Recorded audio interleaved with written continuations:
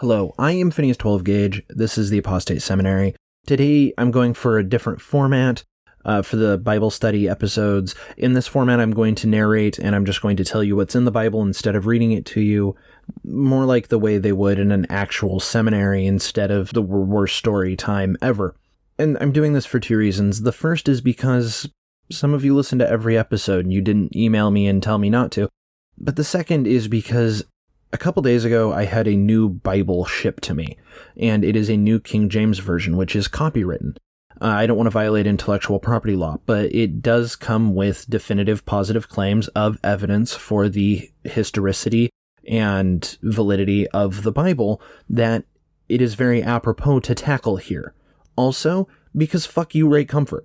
But because that would be summarizing for review and criticism, it seems that would be a little safer legally while being able to deal with the specific claims of the supposed evidence. So, picking up in chapter 15, this is after Abram took the dudes who went with him and their share of the booty, with the Lord God telling Abram, I am in your shield, do not fear, I totally got you back, bruh. Your reward will be very great. Abram's issue with this was the fact that he'd been given no heirs, despite going to Pound Town, I assume, which means that those great rewards would be going to Eliezer of Damascus, and according to extensive research, it seems that that was the guy who ran Abram's tent. So God responded to this by telling Abram that he needs to try and count the stars, and if Abram can't count the stars, good, because that's how many descendants he'll have. Now, I'm not sure how many Jews there have been, or even how one would go about figuring that out, but I know that we're not close. So that's the good news.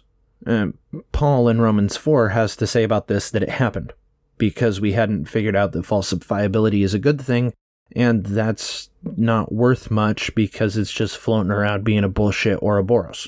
And then in response to that, Abram asks a question that really didn't make a lot of sense to me until I learned that he was originally an idolater. Unless you ask Paul, also in Romans 4, and also in Galatians 3:4, and in James 22:23, in which case Abram got special treatment because he always believed, except in James where he's also friends with God and believed. In fact, it says that Abram doesn't waver through unbelief and grew stronger in faith and gave glory to God, blah, blah, blah. But Genesis 15:8 is literally just Abram doubting it. So really the footnotes that are here to try and substantiate this by showing that it folds in on itself is just kind of a biblical self-own. Abram doubted God immediately. What does "how can I know that I will possess it" mean if not prove it? So the Bible can't even get itself right. But continuing on, the way that God says that Abram can know for sure, for surety sure, is to go and get a heifer, a female goat, and a ram, all 3 years old, and a turtle dove and a pigeon. Then cut the heifer, goat, and ram in half, and then Abram had to chase away some vultures and shit, because, yeah. Also, if anyone listening to this knows the amount of work it would take to cut a cow in half, because I couldn't find anything no matter what I searched, and I'm definitely on some kind of watch list now, but that would have to be a Herculean task, by which I mean something so incredible that it definitely didn't happen. And what kind of guarantee is that? That is some crazy bullshit. How am I going to know that you're going to make payments on this car? I'll tell you what. Decapitate a horse. And that's good enough. It would be nice. I would love that for a car loan if that's how we're making promises now. So after all of the cow cutting, he was tired and the sun was going down, so Abram went to sleep, which wildly implies that he cut a cow in half during a day. That's not even worrying about the goat or the ram. Those two are very small, but fucking wild enough as it is. I can't get past the bisecting a cow thing. That doesn't make any sense to me. But he's asleep now. And as one will when they're asleep, he had a nightmare. And the nightmare fits really well into the Exodus story. And since we know this definitely wasn't written before that, it doesn't count as much, but it seems like they're going for prophecy, so here we go. He said to Abram, No indication who this he is. There's not a footnote or anything, and he is lowercase, indicating it isn't God, but there's a dude, and it seems like this should be God, and he's saying stuff to Abram. And Abram's descendants will be foreigners in a land they don't own, which, sure, because that's what foreigner means. It means you're not from there.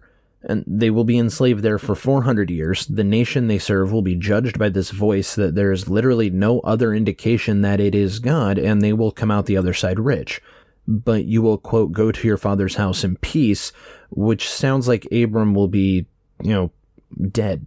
His kids will come here again in the 4th generation to do some Amorite killing. When they get to that part, it says that Abram's descendants' servants will be judged. In Genesis 15:14, we're directed to Acts 7:7, which tells us that God said the thing he said right here, like that proves something. Then, while he was asleep, a flaming torch danced around and the sun went down. And that wasn't interesting enough to comment on again, but God shows up to tell Abram, this time with capital letters and everything, that everything the light touches will be his, from the river of Egypt to the great river of Perath. But nothing about the dancing torch. And the river of Perath is a part of the Tigris and Euphrates river system, and being a great river and a really pretty river. Then the Bible lists people who already live in the area promised to Abram, because you got to clear them out first. You can't live there if they already live there. So the moral of that story is have no kids. Try an exhaustion-induced nightmare. And then chapter 16 starts out reminding us of the fact that Sarai had given Abram no-fuck trophies. And we're introduced to Hagar, Sarai's Egyptian, quote, servant, but Hagar was Sarai's slave, and these guys are just trying to make it sound like, but not really a slave, like some slavery apologist assholes. So Sarai tells Abram to go fuck Hagar, and since Hagar is a slave with no choice in the matter, the word they meant to put was rape. They put go into my servant, but what they meant was go rape my slave. So Abram did, and this, understandably, made Hagar angry. So Sarai rolled up on Abram, going, she's mad with the raging pregnant, and it's Abram's fault for having potent seed, so it was his job to deal with it. But Abram pointed out that Hagar is Sarai's slave. So Sarai, and I'm not going to enjoy this any more than you do, and I told you a few episodes ago, she is a bad guy, so if you didn't believe me, that's kind of your fault, even though it's my fault that I chose to try and establish a career where I have to say this into a microphone. Sarai, wife of the patriarch, mother of the Jewish people, womb from whence all this flows, abused her pregnant slave, who she had her husband sexually assault into pregnancy until her abused, raped, pregnant slave woman ran away. Because this is a moral guidebook, you see. And Hagar ran away to a spring, where an angel found her on the way to Shur. I always assume that angels are he, unless it's Gabriel, in which case I assume that it's Tilda Swinton, asked where she was going, and she told the angel about what had happened. Now, if the angel was a good guy and a messenger of a loving and just God, he would have given her enough money to buy Shur and healed the psychological damage that had to be done to her and her son, and there would have been consequences for Abram and Sarai, but this is the Bible, and they want us to believe that Abram and Sarai are the good guys. So the angel told her to go back to Sarai and to submit herself to that rape facilitating bitch's authority, because Hagar is also going to give Abram a son, and that son will be named Ishmael, and he will be a wild donkey among men, and everyone will hate him, and from him will come lots of children and grandchildren and great-grandchildren, one of whom was apparently Muhammad, and that started a violent and horrible fucking stupid sibling rivalry that continues to this day. So that went well. I think we can all agree this whole thing, both sides of it, all the religion and people fighting amongst themselves and crusades and death, totally a worthwhile endeavor. So the wrap up of this chapter is Hagar calling God El Roy, meaning God of seeing, according to our text. And so the well the angel found her at is called Bir Lahai Roy, meaning the well of one who lives and sees. It is between Kadesh and Bered, which is in the same general area we've been so far. It's 11 days by way of Mount Seir from Horeb, according to Deuteronomy 1:2. So for whatever it's worth, it may not be extant anymore, if it ever was. Honestly, I'm willing to assume at this point that it was, but only because it isn't a flaming ice monster or the rapist being the good guy or some crazy shit, and they probably knew where cities were, even if they didn't know that go back to the person who made you be assaulted and the person who assaulted you was the thing the bad guys do. And also lets us know that Abram was 86 when Hagar had Ishmael. No word on how Hagar was. She seems to have not been people squared at that point and only seen by God, and everybody else just referred to her as, I don't know, that whole. Honestly, I try to put morals at the end of these chapters, but this one's making me nauseous to contemplate. So on to chapter 17, set 13 years later when Abram was 99 and Ishmael was 13. The Lord showed up and said, I am El Shaddai. And to get a little lighter, that means, prosperous or whatever, but according to the text, the literal translation is breast. So he showed up and said, I am the boob god. And the boob god called Abram to walk before him and be blameless. And El Shaddai, the boob god, states his intention to form a covenant to give Abram many spawn. And Abram spawned many spawn, and didn't we just do this? Is this the same God? Is this a different God? They both use El, so it seems like they would be from the same priest tradition. I guess it's just a badly written book, because this is the second time we've done this. But all this stress of boob God showing up caused Abram to fall down, possibly out of the repetition. Or alternately, it caused him to bow. It says he fell face down, so I'm imagining like a 90s anime pratfall. Just stiff, feet up in the air, two-dimensional. And then it's more rehash. It's boob God telling Abram all about how he's going to be the father of a nation, and there's going to be kings, but this time there's a twist, because it's been 13 years, so you get to change the contract now. And this moment, Genesis 17, verse 5, is where we get the famous quote, Neither will your name be called Abram, but your name will be Abraham. Oh, he's Abraham! Transformation to the patriarch is complete! Oh wait, sorry, you said cut off all the tips of the baby dicks? The first task that Abraham is given after he is renamed and promised that he would subjugate those horrible Canaanites, as discussed previously, this is an argument still going to this day. So, about circumcision. There is a lesson that I was taught as a child that is deeply fucking wrong and deeply fucking fucked. It presupposed that there was no circumcision before this was written, which, as has been established, Genesis could have been compiled over hundreds of years, a la the Bible, so it probably comes from some other origin. According to the circumcision information and resource pages, it seems to have originated in East Africa as a way to purify the human body by preventing something sexuality, something bad person depravity, by removal of the feel-good part. I also found a medical journal that said it may have been used to imprint violence for the purpose of instilling betrayal for some reason, but mostly it was a lot of it predates the Jews and we're not quite sure when or where it came from definitively. And this also leads to the bullshit myth that somehow babies born on the 8th day are more resistant to infection, and that isn't true.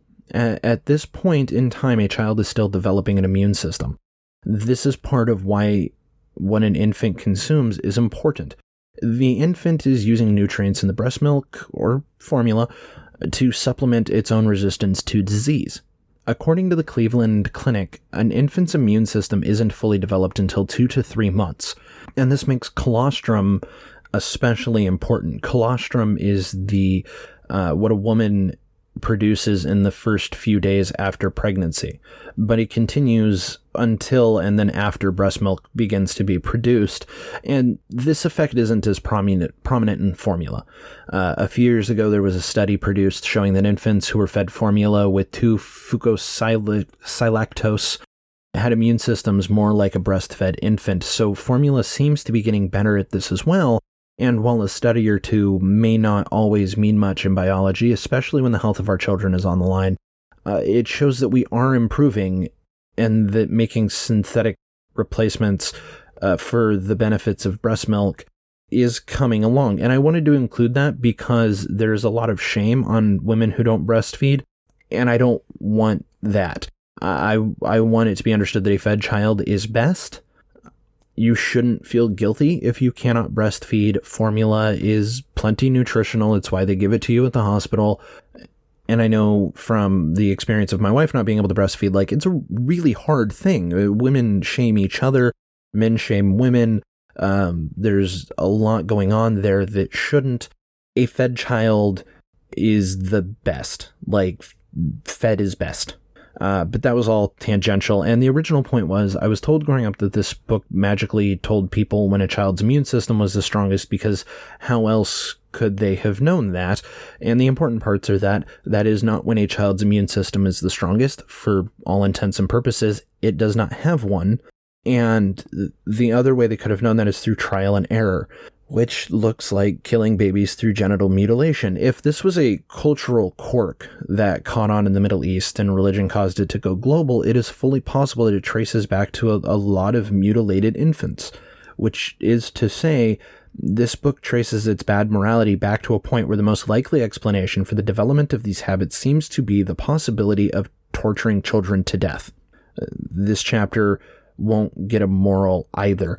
But if you take that into consideration, if you consider that it may have been some culture that wanted to stem some habit, couldn't figure out when to do it, and then there was confusion because children tend to get serious infections or die less on the 8th day, they may have made a post hoc ergo propter hoc mistake, that there's some reason why they're not dying as much on the 8th day, when if you run it enough times, there's going to be a day more prominent for children to not die. Also, it could just be that it was completely arbitrary selection. Now, I really want to leave this behind. So moving on, they also circumcised all of the men. The guidelines say that whether they're born into the family or purchased, because your mutilated genitalia are the sign of God's covenant with you. Moral book. This is a moral book. More so when you consider that this passage ends with, quote, "And the uncircumcised male who is not circumcised in the flesh of his foreskin on the 8th day, that person shall be cut off from his people. He has broken my covenant." Now, I have a 3-year-old son. I'm not going to blast his business on this podcast, but I will tell you what he can be responsible for. He can be responsible for telling me when he needs to be fed. He can tell me when he is thirsty. He can help me crack eggs during breakfast. And anytime he remembers there's a tub in the bathroom, he can be responsible for declaring that he needs a bath. And that's about it. Saying that this child broke your covenant for not getting circumcised is at best victim blaming. This is an attitude that means nothing except, hey, you baby, why are you not getting your foreskin cut off? You're going to hell, baby. And that is a ridiculous position to take, and it's a ridiculous position to try to defend ever, and people try to defend it all the time. So after God declares that he doesn't understand that a week-old infant isn't capable of requesting their own medical procedures, he fills out another name change form, and Sarai becomes Sarah, and she's also blessed and will have a son. At which point Abraham, who, remember, always had an unshakable faith in God, laughed so hard he fell down because Sarah is infertile and God is an idiot. God tells him that he is going to have a son. He will name him Isaac, who will be the father of 12 princes, which will be the Jewish tribes, and then wrap it up with Abraham going around and cutting off dick tips. And I don't want to come anywhere near trying to pull a moral out of this story. It's a complete mess. But I don't want to end on that note either, so going to go through chapter 18. Sitting by the entrance of his tent, the patriarch, Abraham, raised his eyes and saw 3 men opposite him. So he ran over to meet them. And he offered them water to wash their feet and shade from his tree, and he ran inside to have Sarah grab fine flour, knead it, and make bread. And this verse takes on a few different meanings depending on who you ask. Some sources say he just knew it was God, and that God chose to show up as a tripartite theophany. Some, it was the Trinity, But the one that makes the most sense to me is that Abraham didn't need to know it was God because he was just being polite. Although in this story it is a theophany, and it does make sense that there was something about how they present themselves that indicated that they were special due to the fact that he told Sarah to use fine flour. So it does make sense if he's like, oh, I've seen you a few times and you are the man-person form that God chooses to take when he man, woman, person, camera, TVs. So presumably Sarah began making bread because I'm guessing she knows how, despite the fact that Abram gave her a recipe, which, in case you're wondering, you take flour, you knead it, you cook it. No need for water, nothing. So Abraham went and got a nice calf and gave it to a servant, and the servant went and got it to eat, and he went and got other food, and etc., and so on and so forth, and yummy. So these guys then tell Sarah that she's going to have a kid, which, again, more rehash. We've already been there. We already know Sarah's going to have a kid. A lot of repetition. But Abraham and Sarah were old, and she hadn't had a kid yet, so she laughed in what we are, at that point, told officially is God's face. So for people who are so faithful and believe so readily, they do spend a lot of time laughing right in God's stupid face. Moreover, when God calls her on laughing at his stupid face, she denies it. Right to God, right to his face. Lies to God in his face, which makes her a liar. The response to this, I think, is a little bizarre. God tells Sarah, yeah, I just saw you laugh, and then just left with Abraham, just musing out loud in Genesis 18:17, quote, "And the Lord said, will I hide from Abraham what I am about to do?" Abraham was standing just right the fuck there. So God is standing there arguing with himself about whether or not he's going to tell Abraham that he's going to wreck Sodom and Gomorrah out loud in the third person. Then he says that the sin of Sodom and Gomorrah is too great, and so they gotta go. But first God has to walk over and have a chat with them. Abraham proceeds to ask, what if there's 50 righteous people?